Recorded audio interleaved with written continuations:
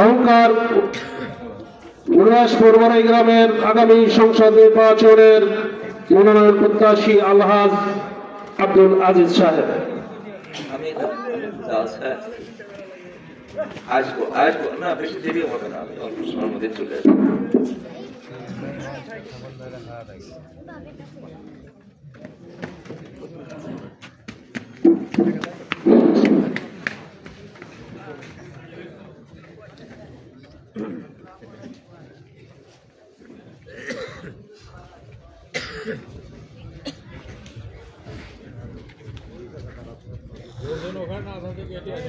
প্রত্যাশার চেয়ে প্রাপ্তির পরিমাণ খুব কম। আমি প্রত্যাশা করতেছিলাম করে একটা জরুরি বৈঠক থেকে আমি তাড়াতাড়ি চলে আসছি অসমাপ্ত রেখে,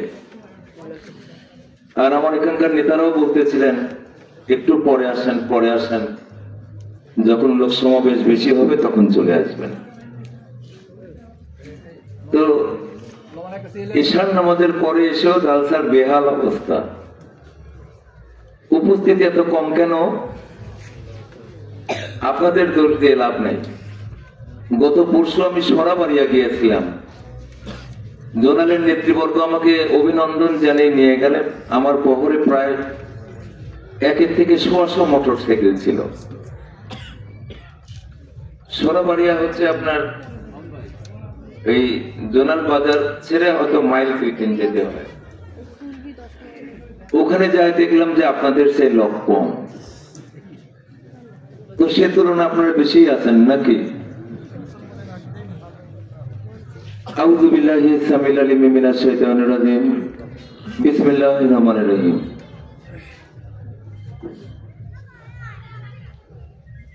বিল বিয়াসপুর, বিল কাঠোর, রানীগ্রাম, দড়ি হাঁসমারি, দড়ি কাছিকাটা, 4টি গ্রাম সমন্বয়ে আমাদের শেষ ঠিকানার স্থল কবরস্থান। এই পৃথিবী দেখতে সুন্দর, শুধু মায়েরই সংসার, আসবেও একা যাবেও একা, তোমার কিসের অহংকার?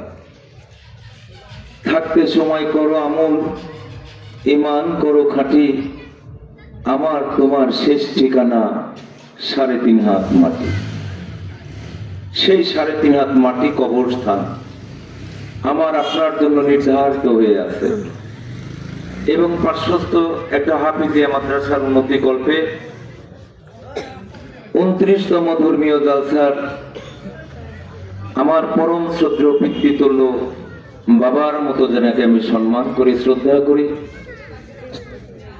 এই মানুষটা বয়সের ভারে নুয়ে পড়েছেন। মাঝে মাঝে আতঙ্কিত হই, ভীতটস্থ হই, কখন যেন 3.5 হাত মাটির ঠেকা নিয়ে আমাদের মাঝখান থেকে হারিয়ে যায়। আল্লাহ পাকের অশেষ মেহেরবান, এই বয়সেও আমাদের মাঝখানে বাঁচিয়ে রেখেছেন এবং সুস্থ আছেন। আজকের জালসায় আমন্ত্রিত উলামায়ে কেরাম, সম্মানিত অতিথিবৃন্দ, 4টি গ্রাম, পার্শ্বস্থ গ্রাম থেকে আগত সম্মানিত মুসল্লিবৃন্দ, পর্দার আড়ালে মা এবং বোনেরা, সবার প্রতি সালাম, আসসালামু আলাইকুম ওয়া রাহমাতুল্লাহ। আপনি টাকা পয়সা খরচ করে যত ভালো বক্তাই নিয়ে আসেন না কেন, উপস্থিতির হার যদি এরকম হয় তাহলে ভালো বক্তারা ভালো বক্তব্য দিতে পারবে না। তারপরে আল্লাহ পাকের দরবারে লাখো কোটি শুকরিয়া, সারাদিনের কর্মক্লান্ত মানুষ ক্লান্তি নিবারণের জন্য শান্তির প্রত্যাশা যখন আপনজনের সহচর্যায় যাওয়ার কথা, সেটাকে উপেক্ষা করে আল্লাহ পাকের কুদরতি হাতের ইশারায় আমাকে আপনাকে সমস্ত কর্মব্যস্ততাকে উপেক্ষা করে এই ধর্মীয় জালসায় উপস্থিত করে হাদিস এবং কোরআনের আলোকে 2-4টা কথা বলা এবং শোনার মতো সুযোগ করে দিয়েছেন। এজন্য আল্লাহ পাকের দরবারে লাখো কোটি শুকরিয়া। সবাই একবার সমস্বরে বলি আলহামদুলিল্লাহ। আপনি আলহামদুলিল্লাহ কেন পড়বেন না? আপনি একটু খেয়াল করে দেখেন, আপনার সামনে পিছনে ডানে বামে মাথার উপরে পায়ের নিচে যেদিকে তাকাবেন সেদিকেই অফুরন্ত আল্লাহ পাকের নিয়ামত, নিয়ামতে নিয়ামতে ভরপুর হয়ে আছে। আল্লাহ পাক বলেছেন দুনিয়ার জমিনে যত পানি আছে, পানির পরিমাণ কত জানেন? এই পৃথিবীর যে ভৌগোলিক সীমারেখা, 3 ভাগ পানি আর 1 ভাগ স্থল। তাহলে স্থলের চেয়ে পানির পরিমাণ দ্বিগুণ, জলের পরিমাণ দ্বিগুণ। সেই জলকে আল্লাহ পাক বলেছেন সমস্ত পানিকে আমি যদি কালিতে রূপান্তরিত করি, কি কালি বানাতে আল্লাহর কোনো সমস্যা? খালি বলবে যে কোন ফায়াকুন, বলবে আর হয়ে যাবে। আল্লাহ পাক বলছেন যে সমস্ত পানিকে আমি যদি কালিতে রূপান্তরিত করি, আর দুনিয়ার জমিনে যত বৃক্ষ তরুলতা আছে সবগুলো যদি কেটে কেটে কলম বানিয়ে দেই, দুনিয়ার সৃষ্টির থেকে শেষ অবধি পর্যন্ত যত জিন ইনসান আসবে, সমস্ত জিন ইনসান একত্রিত হয়ে যদি আমার প্রশংসা লিখতে শুরু করে, সমস্ত কালি ফুরিয়ে যাবে, কলমগুলো লিখতে লিখতে ভুতা হয়ে যাবে। আর জিন এবং ইনসান আমার প্রশংসা লিখতে লিখতে টুন্ড হয়ে যাবে, প্রতিবন্ধী হয়ে যাবে, আমার প্রশংসা শেষ হবে না। পাশাপাশি বললেন কোন বান্দা যদি একিন নিতে খাস দিলে আমাকে রাজি এবং খুশি করার জন্য পবিত্র মুখে জবানে যদি একবার আলহামদুলিল্লাহ পড়ে, তাহলে আমার সমস্ত প্রশংসা করা হয়ে গেল। তাহলে আসেন আল্লাহ পাকের তাজিম করি, প্রশংসা করি, সবাই একবার সমস্যারে বলি আলহামদুলিল্লাহ। আল্লাহ পাকের কত নিয়ামত, এই নিয়ামতের বদলা যদি আল্লাহ চায়, সব বদলা চাওয়ার দরকার নেই। 2-1টা নিয়ামতের যদি বদলা চায় তাহলে আপনি হিসাব দিতে পারবেন না। একদিন দেখলাম, ফেসবুকে দেখলাম, গল্প আকারে লিখেছে, শুনলে উপদেশমূলক হবে। সৌদি আরবের এক রাস্তায় একটা বৃদ্ধ মানুষ হেঁটে যাচ্ছে, সম্মানিত সভাপতির মতো হেঁটে যেতে যেতে অসুস্থ হয়ে পড়েছেন। অসুস্থ হয়ে যাওয়ার পরে 500 লোকজন ধরাধরি করে পাশের এক হসপিটালে ভর্তি করে দিয়েছেন। ডাক্তার দেখে 24 ঘন্টা তাকে অক্সিজেন দিয়েছেন। অক্সিজেন দেওয়ার পরে মানুষটা সুস্থ হয়ে গেছেন। হাসপাতাল কর্তৃপক্ষ বলছেন, মুরব্বী আপনি সুস্থ হয়ে গেছেন, আপনি এখন বাড়ি চলে যান। তো বাড়ি যাওয়ার জন্য উদ্যত হয়েছে। হাসপাতাল কর্তৃপক্ষ একটা বিল ধরিয়ে দিয়েছেন। দেয় কি দেয় না? হাসপাতালে থাকবেন, বিল দেবেন না? সরকারি হাসপাতালেই টাকা পয়সা দিয়ে ওষুধ কিনতে হয়। আর মনে করেন ক্লিনিকে ভর্তি হয়েছে, বিলের পরিমাণ এসেছে 600 রিয়াল, 13,500 টাকা। বলছে মুরব্বী 13,500 টাকা দিয়ে আপনি চলে যান। মুরব্বী তো ধপাস করে জমিনে পড়ে কান্নাকাটি শুরু করে দিয়েছে। সে কি কান্না, কান্না থামানো যায় না। তো হাসপাতাল কর্তৃপক্ষ মনে করছে যে বিল মনে হয় পরিশোধ করতে পারবে না, এই জন্য কাঁদছে। তো বলছে যে মুরব্বী, বিল যদি পরিশোধ করতে আপনার কষ্ট হয় তাহলে 20% আমরা ডিসকাউন্ট করে দেব, 20% কমিয়ে দিব, 20% কম দিয়ে আপনার বিল পরিশোধ করে যান। মুরব্বীর কান্না আর থামে না। তো বলছে যে আপনি কান্না থামাচ্ছেন না কেন? বিল পরিশোধ করতে কি আপনার কষ্ট? বলে যে বিল পরিশোধের জন্য আমি কাঁদছি না, আমার যত টাকা পয়সা অর্থ সম্পদ বিত্ত বৈভব আছে, এই বিল কেন, এর চেয়ে বড় বিল নিয়ে আসলে আমার কোনো সমস্যা নেই। আমি কাঁদছি অন্য কারণে। বললো কি কারণে কাঁদছেন? বললো মাত্র 24 ঘন্টা তোমরা আমাকে অক্সিজেন দিয়েছো, তার বিল নিয়ে এসেছো 13,500 টাকা। কাল কঠিন হাসরের মাঠে মহাপরাক্রমশালী বাদশা আল্লাহ যখন বিচার আসনে কাজী হয়ে বসে যাবে, আর আমি বৃদ্ধ মানুষ যখন আসামির কাঠগড়া দাঁড় করিয়ে আমাকে বলবে, হে বৃদ্ধ, মাত্র ক্ষণিকের জন্য অসুস্থ হয়েছিলে, 24 ঘন্টা চিকিৎসা নিয়েছো, অক্সিজেন নিয়েছো, তার বিল তুমি 13,500 টাকা পরিশোধ করেছো। 72 বছর তোমাকে দুনিয়ার জমিন আমি বাঁচিয়ে রেখেছিলাম। মাতৃগর্ভ থেকে মৃত্যু পর্যন্ত একটা মুহূর্ত তোমাকে অক্সিজেন দেওয়া আমি বন্ধ রাখিনি। 24 ঘন্টার অক্সিজেনের বিল যদি 13,500 টাকা হয়, তাহলে 72 বছরের অক্সিজেনের বিল কত পরিশোধ করে এখান থেকে সরে যাও। আমার আল্লাহ যদি এই কথা বলে, আজকে বিল পরিশোধ আপনারা 20% ডিসকাউন্ট করলেন, দয়া দেখালেন, মায়া দেখালেন, এ টাকাও যদি দিতে জুলুম হয়, কষ্ট হয়, আমার বাবা মা আছে, আত্মীয় পরিবার পরিজন পাড়া প্রতিবেশী আছে, তাদের কাছে হাত প্রসারিত করলে তারা টাকা দিয়ে সাহায্য করবে। কাল কঠিন হাসরের মাঠে আমার বাবা মা আত্মীয় পরিবার পরিজন পাড়া প্রতিবেশী এলাকাবাসী সব মানুষ বিতরণ করবে। বাবার কাছে চাইলেও বাবা মুখ ফিরিয়ে নিবে, মায়ের কাছে চাইলেও মা মুখ ফিরিয়ে নিবে। আত্মীয় পরিবার পরিজনের মতো তো প্রশ্নই আসে না। তাহলে সেদিন আমি 72 বছরের বিল, অক্সিজেনের বিল আমি কিভাবে পরিশোধ করব, এইটা ভেবে আমি কাঁদছি।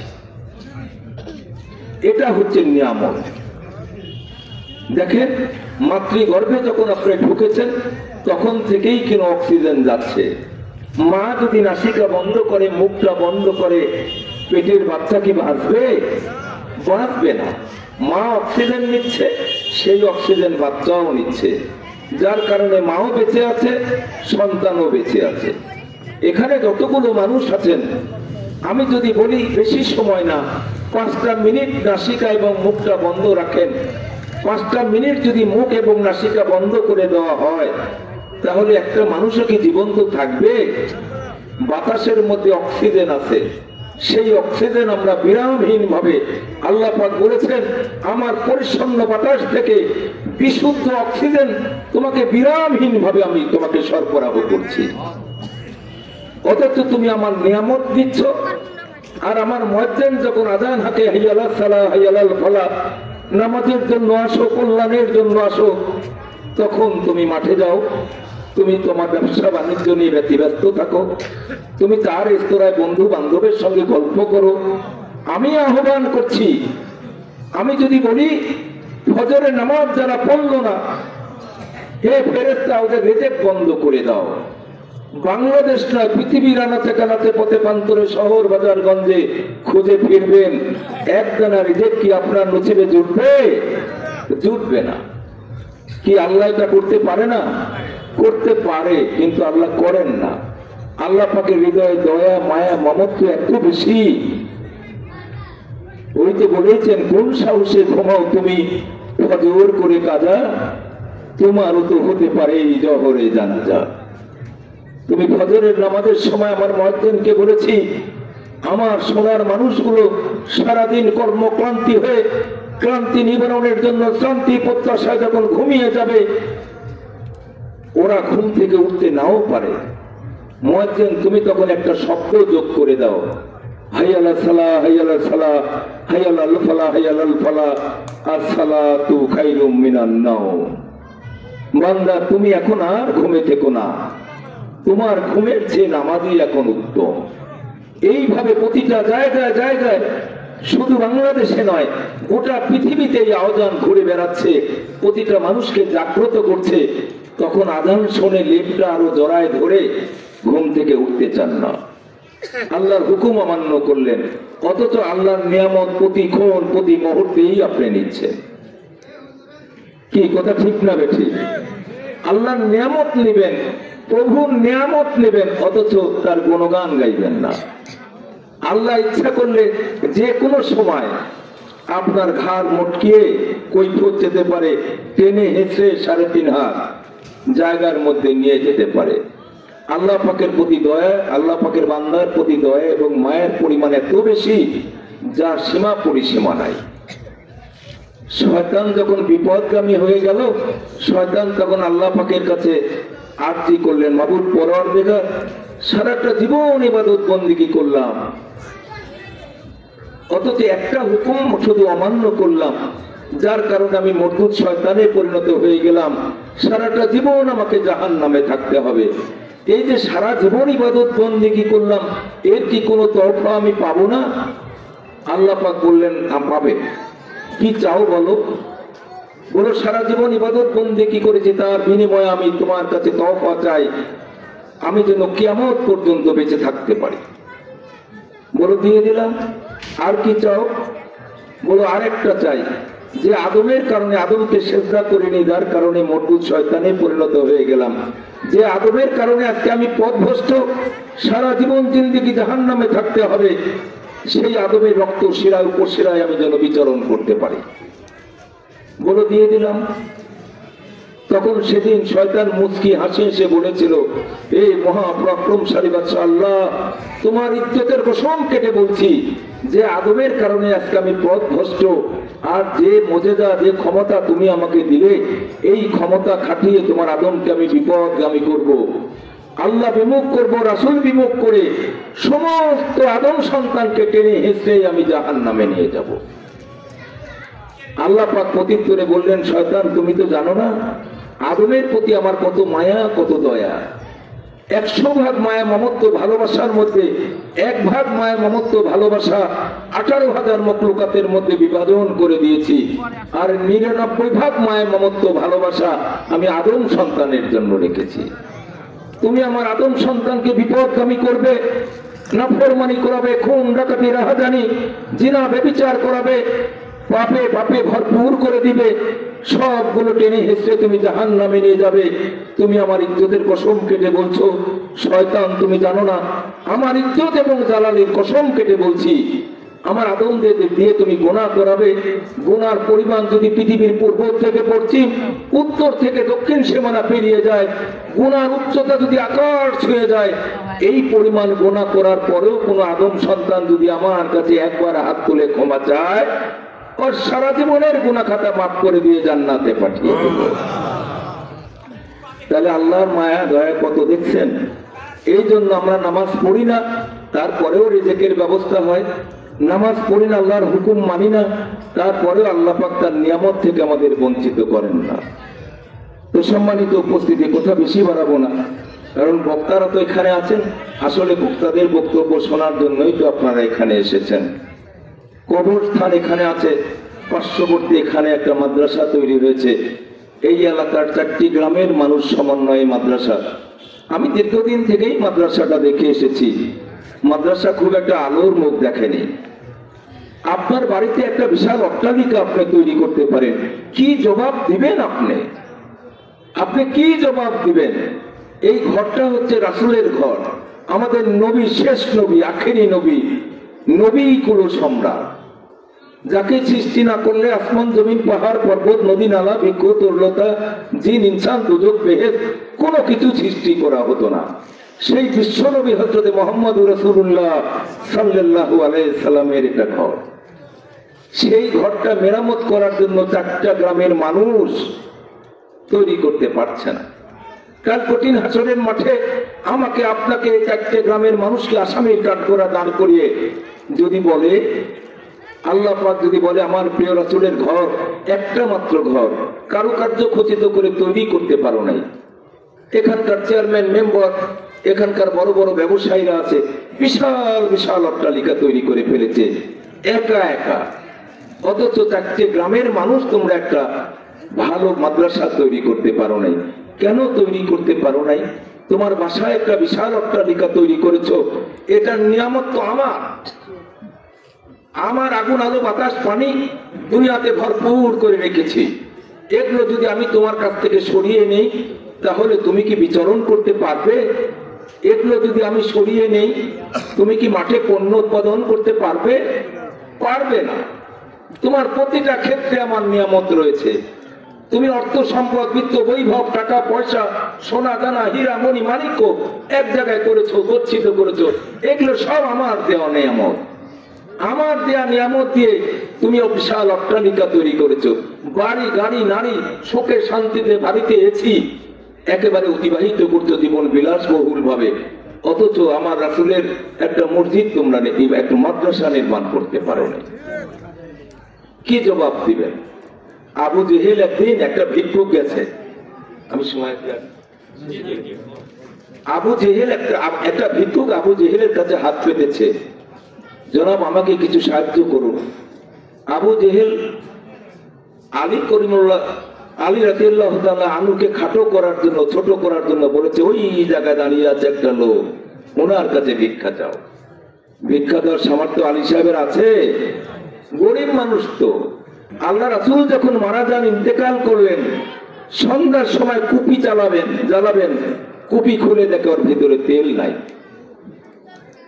রাসূলের ঘরে বিশ্ব নবী, উনি যদি মনে করে একটা পাহাড়ের গায়ে হাত দিয়ে যদি বলে সোনা হয়ে যাও, তাহলে কি সোনা হবে না?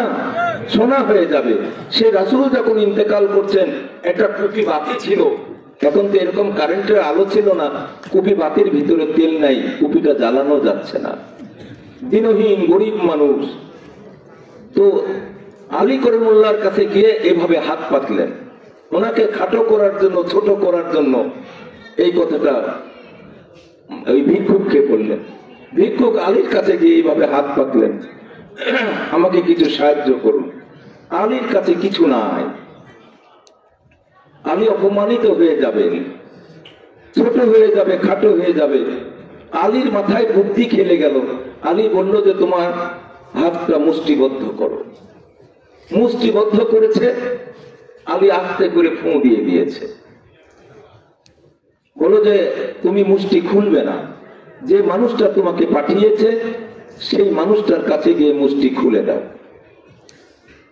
তারপরে ওই ভিক্ষুকটা হাঁটতে হাঁটতে এসে আবু জেহেলের পাশে এসে বলল, কি তোমাকে দিয়েছে? বলো আমি জানি না, আমাকে মুষ্টিবদ্ধ করতে বলেছে, মুষ্টিবদ্ধ করেছি, আর ওর মধ্যে একটা ফু দিয়ে দিয়েছে, এর ভিতরে কি আছে আমি জানি না। আবু জেহেল মনে মনে ভাবছে, লজ্জা পেয়ে যাবে, হাত যখন খুলবে তখন তো হাতের মধ্যে কিছু নাই, কারণ ওর তো দেওয়ার মতো কিছু নাই। যখনই আবু জেহেলের সামনে হাতটা খুলে দিয়েছে, সোনার খণ্ড বের হয়ে এসেছে। বলেন সুবহানাল্লাহ। অবাক বিস্মিত হয়ে গেছে, খালি হাত মুষ্টিবদ্ধ করলাম আর এটা খুললাম, ভিতরে স্বর্ণের খণ্ড বের হয়ে আসছে। আলীকে জিজ্ঞাসা করা হলো, আপনি কি করেছেন হাতের ভেতরে? বলে আমার আখেরি নবী, বিশ্ব নবী, নবী কুল সম্রাট, সেই নবীর নামে দরুদ পড়ে আমি একটা ফু দিয়ে দিয়েছি। সেই নবীর মাদ্রাসা এখানে কি জবাব দিবেন? এই চারটে গ্রামের মানুষ কি জবাব দিবেন? দেখেন, রাস্তায় গিয়ে দেখেন, আমি তো হেঁটেই আসতে পারছিলাম না, একেবারে লোকারণ্য হয়ে আছে। অথচ এই মানুষগুলো সামিয়ানার নিচে আসছে না। এখানে আল্লাহ পাকের অশেষ মেহেরবান, রহমত বর্ষিত হচ্ছে। বৃষ্টি যেমন আকাশ গগন থেকে ঝরঝর করে জমিনে পড়তে থাকে, আল্লাহ পাকের রহমত বৃষ্টির মতো এখানে বর্ষণ হচ্ছে। এখান থেকে মানুষ বঞ্চিত হয়ে জিলাপির দোকানে আছে, দেখেন দোকানপাট সব ভর্তি হয়ে আছে। আসলে আল্লাহ পাক বলেছেন যে আমার যে মানুষটাকে আমি ভালো না বাসবো, যে মানুষটার প্রতি দয়া না দেখাবো, মায়া না দেখাবো, যাকে আমি হিদায়তের ইশারায় যাকে না ডাকবো, সে হিদায়ত হতে পারবেন। এটাও আল্লাহ পাকের অশেষ এক মেহেরবান, একটা মুজিজা। যে চারটে গ্রামের হাজার হাজার মানুষ যেখানে বসবাস করে, ছোট্ট বাউন্ডারি, খুব একটা বড় বাউন্ডারি, এটা বড় না তো, ছোট্ট। এই বাউন্ডারিটা আমার তো ভরপুর হয়ে যাওয়ার কথা। এই ছোট্ট বাউন্ডারিতে এই চারটে গ্রামের মানুষ যদি আসতো, এই জালসার গুরুত্ব যদি বুঝতো, এই কবরস্থানের গুরুত্ব যদি বুঝতো, এই রাস্তা দিয়ে মানুষ প্রতিনিয়ত হাজার হাজার মানুষ হেঁটে যায়, কবর প্রতিনিয়ত হাতছানি দিয়ে যাচ্ছে, ও দুনিয়ার মানুষ, স্বেচ্ছাচারিতা জীবন যাপন তুমি করো না। তোমার জীবন পরিচালনা করার জন্য মহাপরাক্রমশালী বাদশা আল্লাহ একটা সংবিধান রচনা করে দিয়েছেন, সেটার নাম হচ্ছে আল কোরআন। এই কোরআনের বিধি নিষেধ মেনে তুমি তোমার জীবন পরিচালনা করো। টুডে অর টুমরো আমার মাটির গহ্বরে তোমাকে আসতে হবে। আমুলিয়াত যদি ভালো নিয়ে আসো তাহলে তোমার কপাল ভালো, আর আমুলিয়াতের যদি কমতি ঘাটতি হয় তাহলে তোমার কপাল পুড়ে যাবে। আমি একাকিত্বের ঘর কবর, আমি অন্ধকারাচ্ছন্ন ঘর কবর, আমি সাপ বিচ্ছুর ঘর কবর। এত ভয়ঙ্কর সাপ বিচ্ছু সেখানে আছে, তফসিরে এসেছে। ওই সাপগুলো এত বিষাক্ত যদি মাটির জমিনে এসে যদি একবার সবল দেওয়া তো দূরের কথা নিঃশ্বাস ছাড়ে, তাহলে ওর বিষাক্ত নিঃশ্বাসে গোটা দুনিয়ার জমিনের মাটি পুড়ে তামা হয়ে যাবে। সেই সাপ আপনাকে অবিরত দংশন করতে থাকবে যদি আপনার আমল ভালো না থাকে। তাহলে এটা আমাদের আপনাদেরকে ভাবতে হবে।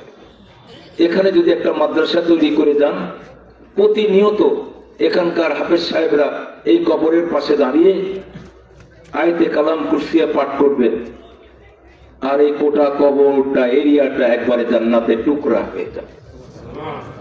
আপনার বাবা মারা আছে, 100 বছরের হিসাব যদি করি, এখানে যতগুলো মানুষ আছি 100 বছর পূর্বে কেউ এখানে ছিল না। কি ছিল কি?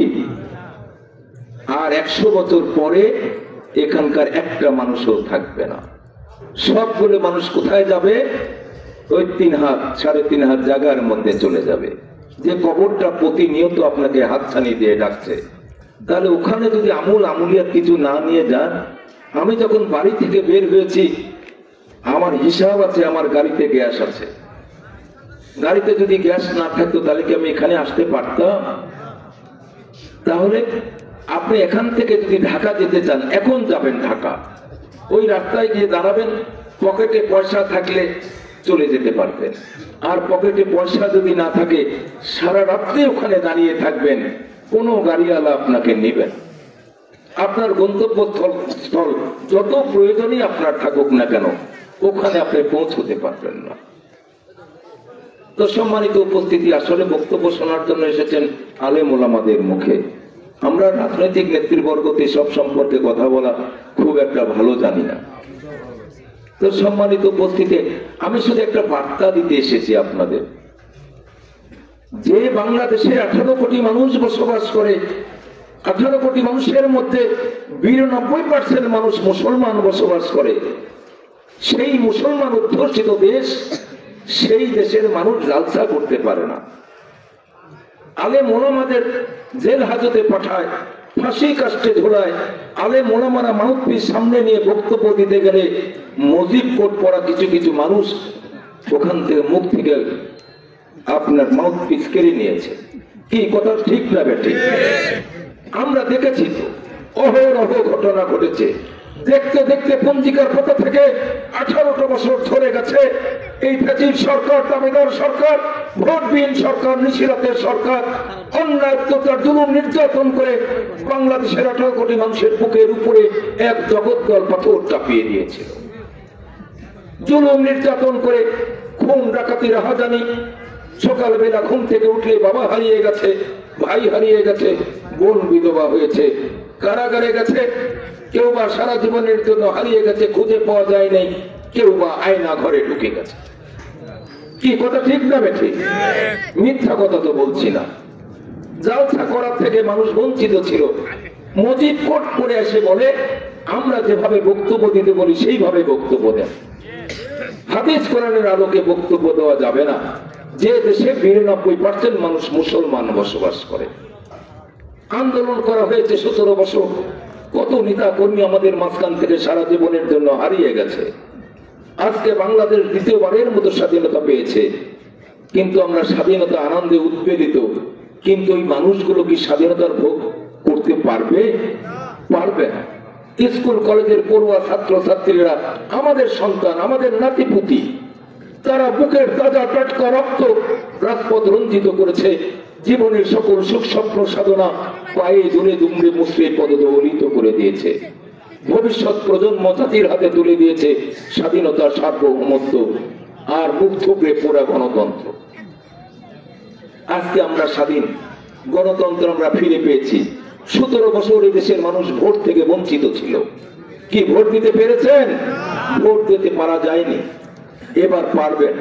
অন্তর্বর্তীকালীন সরকার বর্তমানে বিরাজমান। অন্তর্বর্তীকালীন সরকারের অধীনে যে নির্বাচনগুলো হবে, সেই নির্বাচনে আপনার ভোট আপনি দিবেন, যারে খুশি তারে দিবেন। এটার আর কোনো বিকল্প নাই। তাহলে এটা এনে দিল কারা? আমাদের সোনার ছেলেরা। বুকের তাজা টাটকা রক্ত বাংলাদেশের সবুজ শ্যামল চত্বর লালে লাল করে দিয়েছে। আমি ওলামায়ে কেরামদের বলবো, এখানে বক্তব্য দিতে গিয়ে ওই সব শহীদ ভাইদের জন্য দোয়া করবেন। যারা আমাদের স্বাধীনতা এনে দিয়েছে। স্বাধীনতা 5ই আগস্ট বাংলাদেশ নতুন ভাবে স্বাধীনতা পেয়েছে জন্যই তো আজকে জালসা করছেন।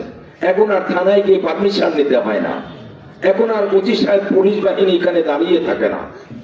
আপনার মতো করে হাদিস কোরআন যেভাবে কথা বলার দরকার, আলেম মোলামারা সেইভাবে কথা বলছে। তাহলে এটা তো আল্লাহ পাকের একটা নিয়ামত নাকি? এবং এই নিয়ামতটা এনে দিয়েছে তাদের মাধ্যমে যারা জীবন বাজি রেখে হারিয়ে গেছে সারা জীবনের জন্য অজানার দেশে না ফেরার দেশে।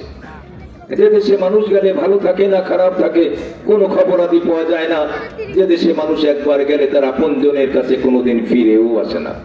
আমরা তাদের জন্য দোয়া করব।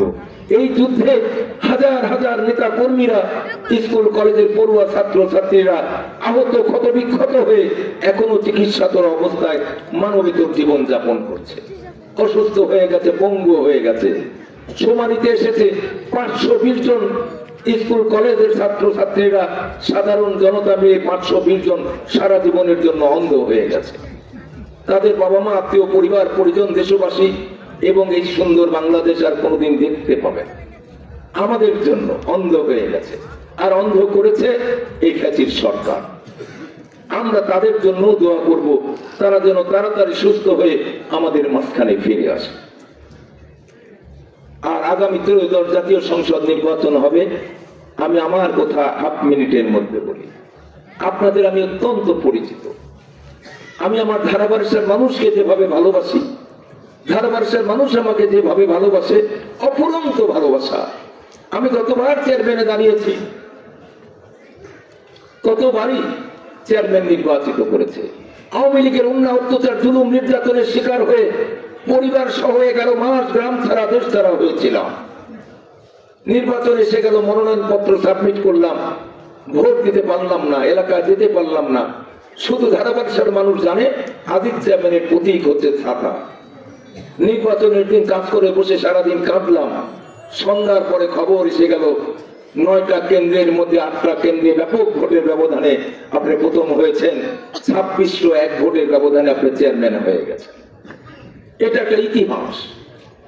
ধারাবাড়ির মানুষ ভালোবেসেছিল জন্যই গুদাসপুর ভৌগোলিক সীমারেখার হালসা থেকে বিলসার মানুষ আপনারা আমাকে টেনে নিয়ে এসে নানা প্রতিকূলতার মধ্যে দিয়ে, আমার কাসিম এমপি সাহেব আমার বিরুদ্ধে, আমার দলের এমপি সাহেব আমার বিরুদ্ধে, আওয়ামী লীগের এমপি সাহেব আমার বিরুদ্ধে, নানা প্রতিকূলতার মধ্যে 10,000 ভোটের ব্যবধানে আপনারা আমাকে উপজেলা চেয়ারম্যান নির্বাচন করেছিলেন। আপনারা উপজেলা চেয়ারম্যান নির্বাচন করেছিলেন বিধায় আমার প্রিয় নেতা, তারুণ্যের অহংকার, কন্যা অত্যাচার জুলুম নির্যাতন করে যে নেতাকে দেশ ছাড়া করে দিয়েছে, সেই নেতা লন্ডনে বসে মাঠ জরিপ করে এই ছোট্ট মানুষটাকে 18 সালে আমাকে ধানের শীষের মনোনয়ন দিয়েছিলেন। এ বিশাল দল, জনসমুদ্র, এ দল যদি মনে করে একটা পথসভা করব, আর দেশে যদি বিরাজমান থাকে গণতন্ত্র, তাহলে সেটা জনসভায় পরিণত হয়ে যাবে। এ দল যদি মনে করে একটা জনসভা করব, আর দেশে যদি গণতন্ত্র থাকে, তাহলে সেটা জনসমুদ্রে পরিণত হয়ে যাবে। এ দলের নেতা কর্মীর সংখ্যায় হাজার হাজার নয়, লক্ষ লক্ষ নয়, কোটি কোটি কোটি কোটি জনসমুদ্রের ভিতর থেকে মাত্র 300 জন মানুষকে বেছে নিয়ে এসেছে। 300 জনের মধ্যে আমি, এটা আমার বিশাল পাওনা।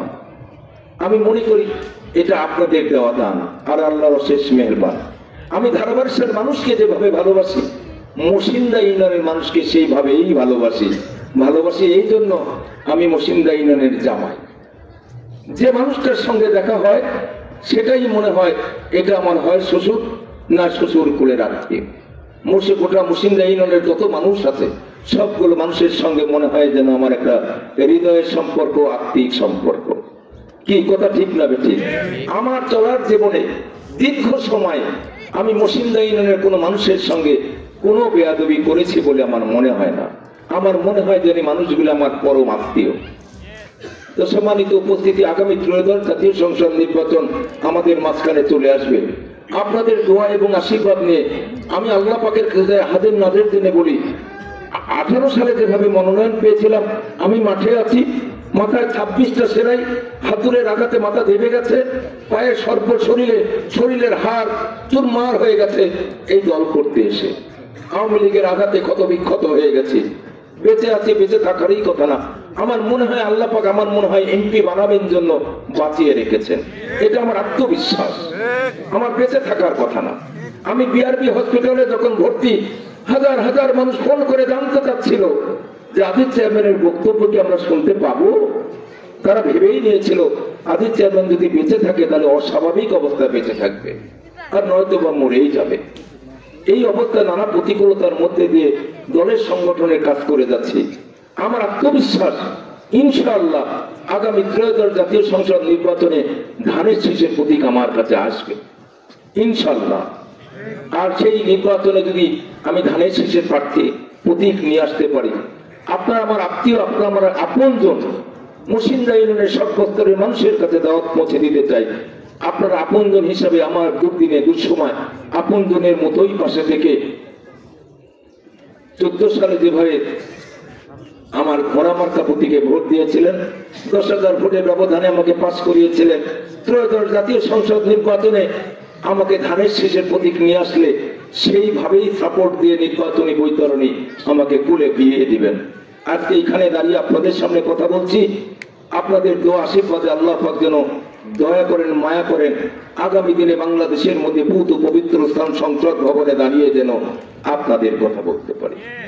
আপনারা আমাকে আমার জন্য প্রাণ খুলে দোয়া করবেন। আর কথা বাড়াতে চাইনি, এখানে বক্তব্য দিতে এসে আমার বাবলুর কথা মনে পড়ে।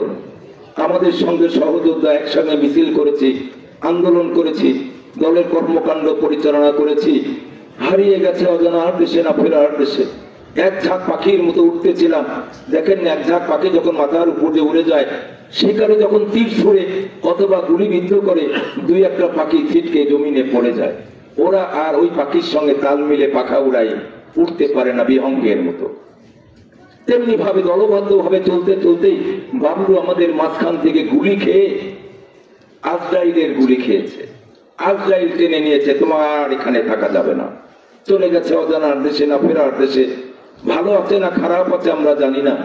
আজকের এই দোয়ার মাহফিলে, আজকের এই ইসলামী জালসায় বাবলুর জন্য প্রাণ খুলে দোয়া করি, আল্লাহ পাক তাদেরকে যেন জান্নাত নসিব করেন। সবাই সমাজে বলে আল্লাহুম্মা আমিন। সবারই প্রতি দোয়া রাখি এবং আপনারা আমার প্রতি দোয়া রাখবেন।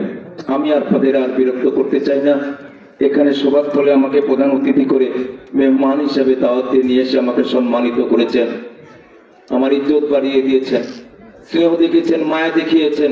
এই জন্য আমার ব্যক্তিগত তরফ থেকে আমার প্রিয় সংগঠন স্বাধীনতা সার্বভৌমত্ব রক্ষারকন্ত প্রহরী, আমাদের প্রিয় নেত্রী, দেশ নেত্রী, আপসীন নেত্রী বেগম খালেদা জিয়ার সেই দুর্দিনে দুঃসময় বুকে আগলে রাখা প্রিয় সংগঠন বাংলাদেশ জাতীয়তাবাদী দলের পক্ষ থেকে আপনাদের সুস্বাস্থ্য কামনা করি। আপনাদের জীবন বসন্ত বনফুলের ন্যায় বিকশিত হোক, বর্ষার জলোচ্ছ্বাসের ন্যায় পরিপূর্ণ হোক, হেমন্তে সোনালী শস্যের ন্যায় ভরপুর হোক। আমিন। খোদা হাফেজ। বাংলাদেশ জিন্দাবাদ। বাংলাদেশ জাতীয়তাবাদী দল জিন্দাবাদ।